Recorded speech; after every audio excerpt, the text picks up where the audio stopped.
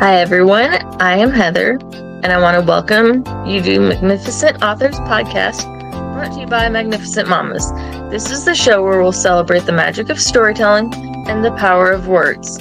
I'm your host, Heather, and each week I'll be sitting down with incredible authors from all walks of life to explore their creative journeys, uncover their writing secrets, and delve into worlds they create. Whether you are an aspiring writer, a passionate reader, or simply curious about the minds behind your favorite books, this is the podcast for you. So grab a cozy blanket, pour yourself a cup of tea, and get ready to be inspired by the magnificent authors who join us. Let's dive in. I see it. Hi everyone, I'm Heather with Magnificent Mamas and Magnificent Authors Podcast. We're joined here today with Jacob Deboard. Do you want to say hello? Yeah. I mean, I better. Otherwise, it'll be a really short podcast episode. Definitely. Let's see. I'm Jacob Deboard. I am a horror author. So, well, that's my hobby, anyways. Like most writers, I gotta have a day job. So, Summer. I know. In the meantime, it's just a hobby. But maybe someday, maybe it'll be my full-time gig. We can only hope, Definitely. Though. So, I'm sure you've been asked this. How did you get into writing? Yeah, I was always a little bit on the creative side. So, like, I did a lot of stuff in high school, and I was a theater kid. Yeah, that sort of deal. And it was always with me, but I never took it let me go try to get published until 5 years ago. Oof. In 2019, I went, you know what? I should give this a shot. I've got a couple stories. I got a couple cool, creepy ideas going around in my head. Let's, pitch it down and see if it works and send it off to someone. And it's been going strong ever since. Now, nice. I wasn't too good back then. I've certainly gotten better. I will say that. So, hey, I think you only improve over time. So. At least most people. Right. And there's probably some that have gone, but. Yeah, little on the downside. I was going to say that the motto I always live by is there's always room for improvement. And if you meet someone who says, yep, all I do is put out masterpieces, you probably don't want to be friends with them because they're a little egotistical. Yeah, a little too full of themselves there. It's like, I don't think so. Yeah. I definitely can't do that. I can't put out a masterpiece every time. So I try. I'm sure your stuff is interesting though and good. So what kind of horror are we talking? It runs the gambit. I started out with more sci-fi horror, very in the vein of like Dead Space or Event Horizon, that sort of stuff. And done a little creature feature, sort of, monster, just tearing people to shreds type deal. So that kind of horror.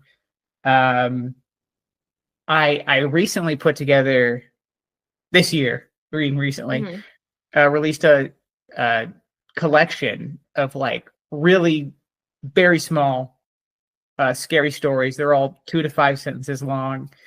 And there's 365 of them, and the book's called A Year Spent in Horror. So if you wanted to, which no one's done it yet, the book hasn't been out for a year, so maybe someone is doing it right now. I don't know. But, reading one story a day. For each. That's freaking awesome, dude. Like, legit. I was like, well, this will be a cool idea. Let me do that. And like I said, if someone's doing it right now, I appreciate the commitment.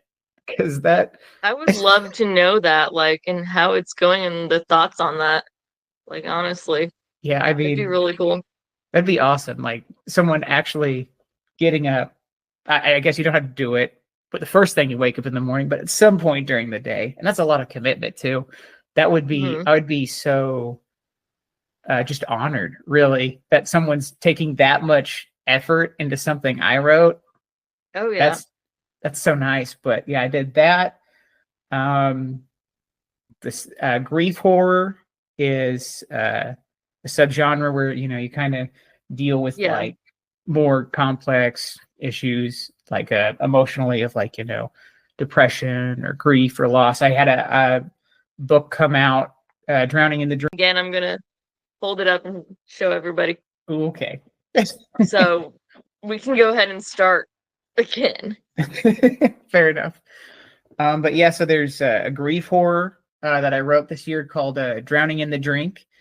I have it right here. Ooh, there you go. Yeah, but it deals with alcoholism and loss, and it uses like a sort of mysterious black gunk as a metaphor for that sort of addiction and everything that goes along with it.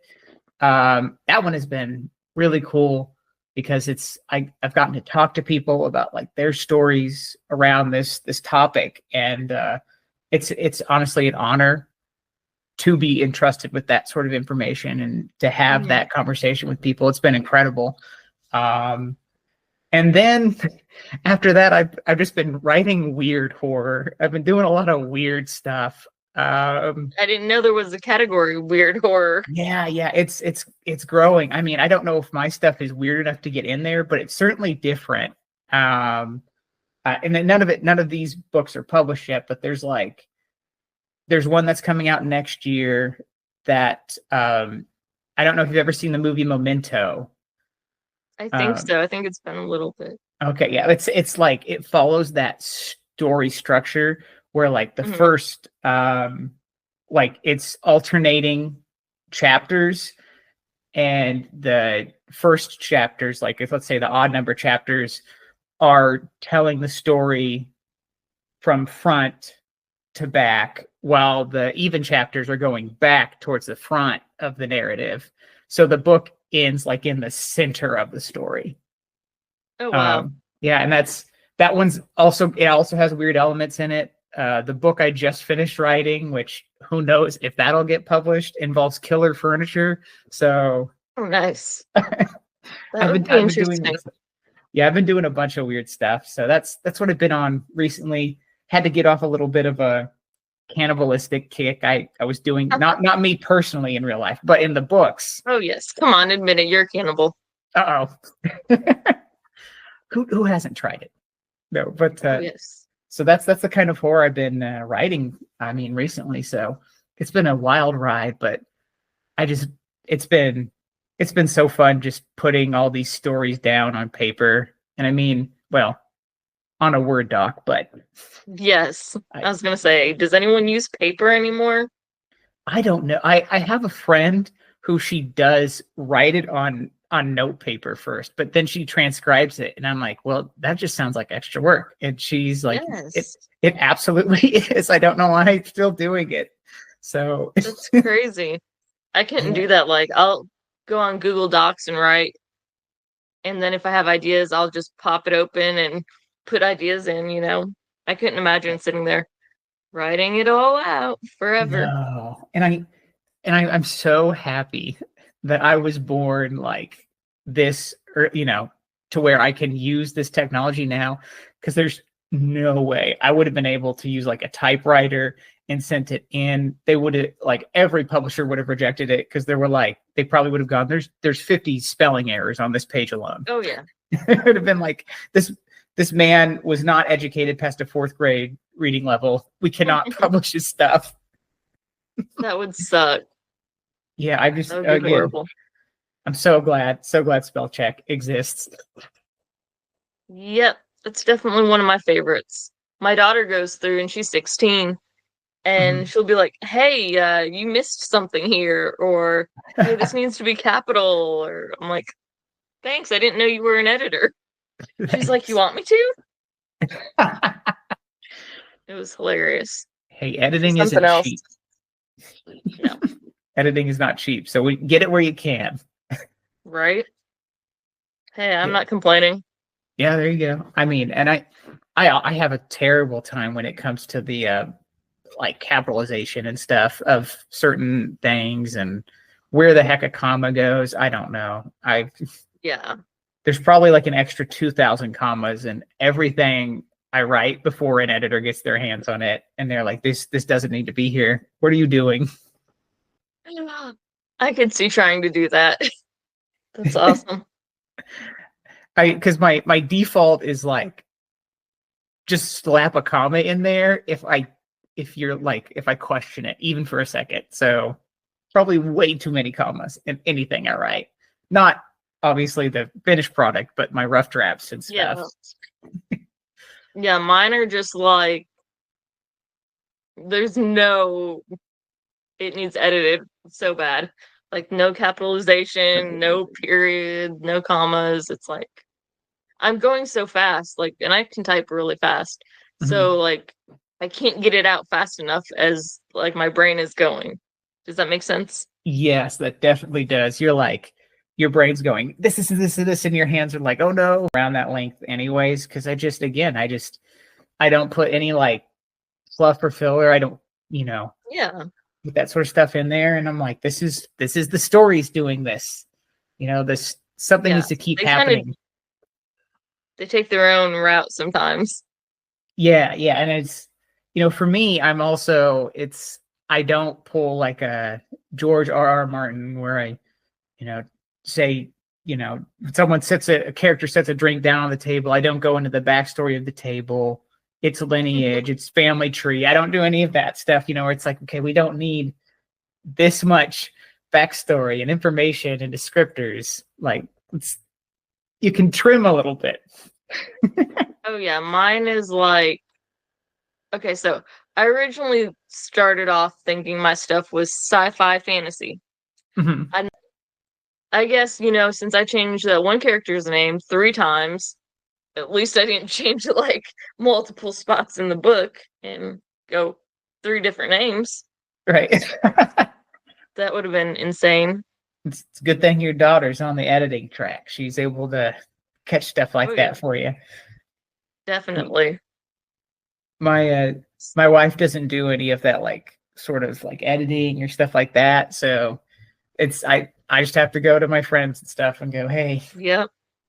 Does your wife read your work? She does sometimes.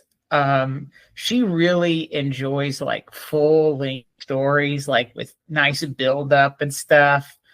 And that's just not my books. Like I said, she's like more for those like 40,000 words or longer. And a lot of mine recently and still will be novella length. So yeah, I don't know if she'll enjoy it. I don't know if she'll enjoy like, how it may not seem as full to her. And like, I like more weird. Yeah, like I do, the weird horror stuff. She's more like contemporary, like, oh, there's a monster or it's a ghost type deal. But I watch weird horror movies. I write weird horror movies. So, Hence the Fly shirt on you. Oh yeah, there you go. Check that out. Yeah, I can't stand that movie. Oh, love that. The Fly is one of those movies that's just inspired me. I do a lot of when I wrote mostly short stories, a lot of it was body horror short stories. Of someone like brutally transforming into a bike, or another book that I just finished writing during this year involves a couple strangers. They wake up in a house and randomly, like, one of them melts, and so they start melting one by one, and it's like gruesome, it's not just like, it's like, it's painful, it's terrible, their body's falling apart. So they got to figure out how to be. Yeah, it would be. So they got to figure out how to get out of the house, but it doesn't seem like there's an exit. So that's the whole thing. But like that body horror element still comes in, that wouldn't be bad, but like, I don't know. The Fly just cringes me out. And then what's that one movie? Is it Centipede, maybe? The human centipede. You know which one I'm talking about. Yeah. I can't watch that one. A little too gruesome. I think maybe when it comes to The Fly, I bet it's the fingernail stuff. And I tell you, the fingernails get everyone. The fingernails and toenails, like. Yeah, that was a little much. I feel like most people, that's what get them. What was that one movie? Contracted? Have you seen that? Which one is that? Is that the? She's turning into a zombie. That's right, because the Yeah, yeah. Yep. Her fingernails fall off, her eye goes red, Right. and she has maggots in her hoo-hoo. Yeah. Yeah, I like the premise of it, but yeah, it's on the gruesome side, but It is definitely on the gruesome side. It's not bad. It's not just, bad. whew. Yeah. Granted, I have definitely seen more gruesome and disturbing movies than that. Like Oh, yeah. like Martyrs, the French horror movie. It's pretty. Oh no, I haven't seen it. I mean, it's really extreme because that was during that French extreme horror wave in the Yeah. early to mid 2000s. So it's like a lot of people hold it up as the pinnacle of it, but it is really gruesome in terms of like just the stuff that are happening to people in it. But it's a well done. It's so hard to explain because it seems like it's just You don't want to give away spoilers to the yeah. movies either. Yeah, I don't want to give away spoilers either, but it's like it's so gruesome and it's so disturbing. And it doesn't seem like there's really anything plot wise happening in it. And then you get to the end and go, wow, that was a ride. That was incredible. It's so hard to explain. It's just one of those things where you have Without to giving watch it. away. Yeah. And you just have to watch it to like understand. You have to go into it blind, which Damn. it's certainly not for the vast majority of people. Again, I will say it is extreme. That's awesome, though. Yeah, it's a good one. It's a good one. But I like those French extreme horrors. Those are pretty cool. I'll have to check that out. The French, you can't say they do the same boring thing every time because they certainly do not when it comes to horror. Yeah. They always do something weird. Always. So Awesome. maybe that's what's been inspiring my books as of late. Could be. I mean, we all take inspiration from stuff we watch or stuff we read, stuff going on around us, True. and not even knowing it, just, hey, this would be really cool. And it's just a freaking door shut. Right. But you come up with some weird ass idea and it works. I had one of my friends, he follows me on like Twitter and stuff, and he saw my tweet talking about the trying to pitch the book of like, the strangers in the house, and they're each, they're one by one starting to melt away. And he was telling me that he woke up one morning and went, what would be a cool thing that someone needs to make? Some kind of story where there's a bunch of people trapped in a house and they melt one by one. And he went, that's pretty smart. I'm glad I came up with that. And then like 10 minutes later, he went, nope, wait, Radar came up with that. That's funny. So it's just, you don't realize how much you pick up, I guess, until you stop and think about it. But yeah, you're right. Just like That's hilarious. inspiration. I read Timothy King's Seven Rabbits. I don't know if you heard of that one. That shit was like in the house. What's it called? I can't think of what it's called. The phrase. And it's slashery. Mm-hmm. And it's like these people are getting so fucked up. Like murder and torture and right. It's freaking awesome. And then but it jumps like from one point of view to the other each chapter. Oh, that's pretty cool. So too. the even numbered chapters, it's going on about something that happened in the past. But I love that. I love when they mess around with time. Mm-hmm. And then it's like now you're seeing why all these people are getting fucked up. Right. It's freaking epic. And I love shit like that. People really loved Seven Rabbits, like, because that was his first book, and it's blown up in terms of like, for being an indie author, he's got like 400 reviews on it on Goodreads and stuff. That's like it's a huge number. He's doing really good. I'm really happy for him, honestly. It's nice to see indie authors get, more well known and get their books out there. And whatnot. I'm excited to be able to help get indie authors' books into a library system. So Yeah, there you go. I mean, that's a good first step, having those books out there in the library system and getting them picked up and everything. And I mean, oh yeah, physical copies, that's even better because I know it's pretty easy to get ebook copies in the libraries, but yeah, I know of Drowning in the Drink, I don't have any physical copies in a library. So yeah. it'd be so nice to get it. I mean, out there. And maybe, I don't know, maybe some people in Indiana are like, yeah, See, this is that's my like jam. with the library system out here in Indiana, where I live at least, there's a Evergreen Library. So it Mhm. connects a bunch of libraries all over the state. Oh, okay. So let's say I want a book, but they don't have it here, but they have it up at, Indianapolis. Okay, right, I'll get right. it down here. So it's really awesome the way it's connected, and like the online thing where you can just look for whatever book you want. And I haven't found a book yet, that I couldn't get through Evergreen. That's really cool. I don't know if that exists for where I'm at in Kansas. Like if there's something like that. Mhm. I don't know. I don't think there is. But that is a really cool system, and Yeah. it's one of those things like I wish that existed when I was a kid and I did a lot of reading, Oh yeah. buttload of reading. And either I know there's at least a dozen times where I'd go, let me get the sixth book in the series or something like that. And And they don't have it. yeah, and you're like, okay, well, okay, I guess I won't read that series for now. Or it's like the first book. Yeah, or something like that. Or it's like a weird, they got like the first two, the third one's gone, got the fourth, don't have the sixth, or something like just weird off Yeah. number books. I'm like, what how did this happen, guys? What's going on? How is this Hey, and possible? by the way, that library thing, Yeah. 130 libraries in that thing. Wow. And 130 libraries. That's wild. Interconnected. Yep.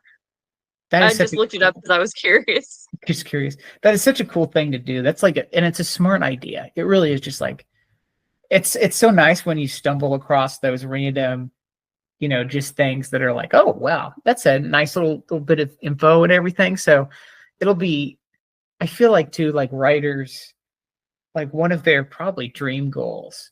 I'm sure there's a list. Everyone has different lists, but I'm sure one Yeah. of them is to have their books in libraries and have people go like, I checked out your book, you know, Yeah. like, I mean, that's how I would feel. yeah. Definitely. I mean, and that's so cool. And I don't, I mean, you probably we don't make any money off of it, but it's so cool to have someone just Yeah. read it and just, Oh, like I hey, I said, need to buy this book so I can have it. You know, right. I I mean, remember reading like Fear Street as a kid heck and yeah. loving those books. And there was one specific book, and I was like, "Oh, I'm gonna buy this just so I have it." And it was anywhere from like $30 to $40 on up, and I was like, "Holy shit, Wow. it's crazy the price!" And like, that's old as hell. Yeah, Like, yeah, it I would is. never have thought that book would be that much. Well, it's Like a R.L. new book, Stein. yeah, yeah. But R.L. Stein, I mean, people love his stuff. He's still Goosebumps is still huge, I you mean, know. they kind of were bringing it back there for a minute. Yeah, they had what was it, two movies, two Goosebumps movies, and Hmm. oh yeah, and then they Yeah, recently did a series, right? Like yeah, a newer series. I didn't watch it because the yeah. well I didn't either. I the like the OG books series. much better. Oh, okay, that's fair. Well, they didn't do a great job with the OG series, but it's so great to watch now, like just for Yeah. funsies and just Oh and yeah, just laugh at every part of it. It's like definitely. it's like a really fast B horror movie that you're like, oh, I can get all the funny parts because they just keep coming. Oh yeah, definitely. I think it's awesome. So Yeah. we've kind of gone over, even with my interruptions. Do you want to add anything else about writing, about your books, anything going on? Yeah. So I've got, like I said, I have 2 books coming out next year, at least 2. So it could be more. It might be 5 or 10. Who knows? That would be ridiculous. I cannot write that fast, but I appreciate the encouragement. Yes, you can. You can do it. But I've got 2 coming out next year. One, the release date is for April 20th. So it's coming out on that date. It's called How Am I Not the Monster? Really short, about a creature that like lives on a different plane of existence, and its master sends it to Earth to harvest fear from a child off and on. And each time it visits, it starts to realize that there's a lot more going on in the child's life, and that it isn't the worst thing in her life. Yeah. That sounds good. Well, thank you. I'm excited to read this one. Ooh, yeah. I was gonna say I'll be just seeing the back of it was like, it sounds amazing. Oh, well, thank you. Yeah, so Black Gunk has taken over. Bada bing. And then the one I said is like Memento with the weird storytelling element. That one's coming out near the end of 2025. And that one's coming out through Trueborn Press. And I recommend people going and checking out Trueborn Press. They are phenomenal. They're great. If you're like into writing weird horror or kind of more out there horror stories, that's the place to go check it out at. They're fantastic, and they have a growing catalog now. And I'm so, it's like a dream come true to be brought aboard and get something published. Hey, I do want to ask one question real quick. Uh-oh. If you had to write in any other genre than horror that you have not written in, what would it be?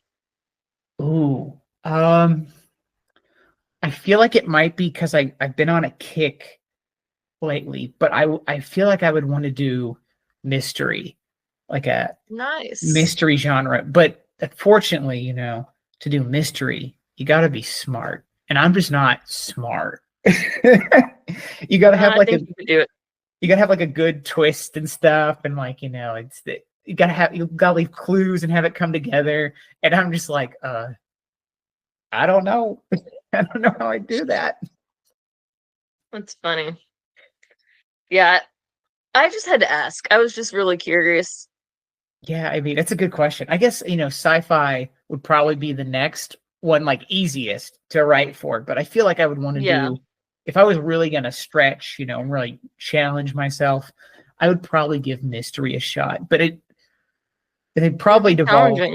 It'd probably be a horror mystery. So it'd be like, it'd go pretty spooky. Nice. I mean, that sounds fun. Maybe do Columbo, but it's like investigating supernatural murders. That wouldn't be hard, really. To make that leap? I guess not. Instead of people, it's like he's chasing down just random supernatural creatures. Yeah, definitely. It'd be fun. I do love me some Columbo, so nice. I love Columbo. Well, is there anything else special you want to say, or anything you have going on coming up? I just want to say thank you for having me on. I appreciate it. It's been a good time. Definitely. And an You're honor. welcome back anytime. Well, anytime. Next week it is. And that's a wrap on another episode of Magnificent Authors Podcast. Thank you so much for joining me today.